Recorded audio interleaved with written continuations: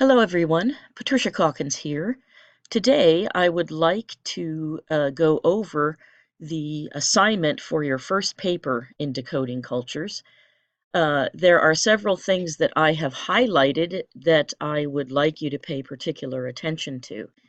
So the first thing that I would look at is in the context paragraph.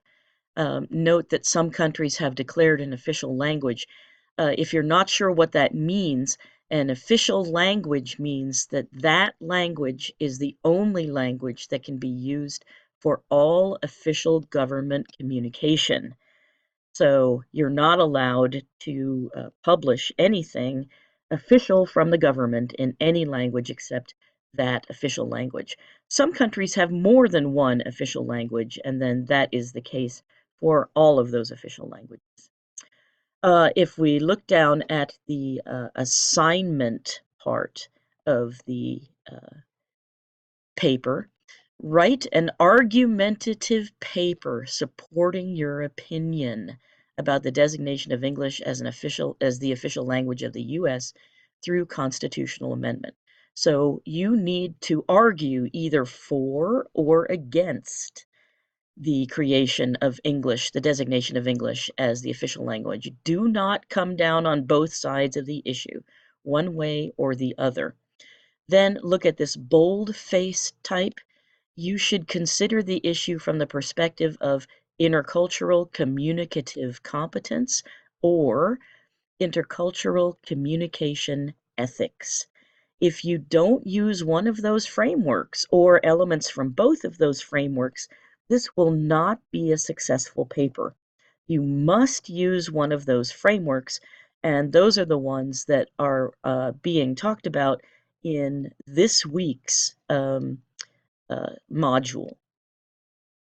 If you are going to write a successful paper on this topic, please do not simply argue that we are a melting pot or something like that, but rather take a stand.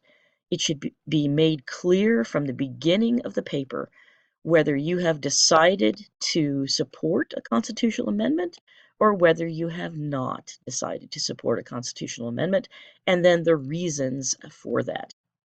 If we move down further, you will note that in formulating your response to the idea of a constitutional amendment, you should consider the material we have covered in this class.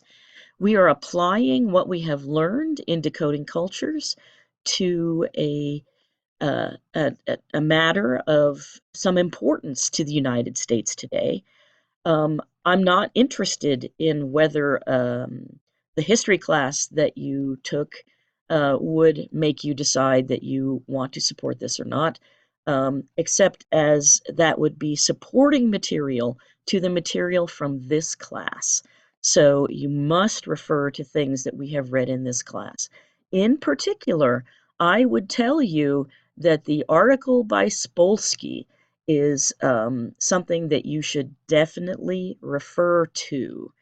And you notice that I've given you some bibliographic information here, but it has not been formatted for you. You need to do that.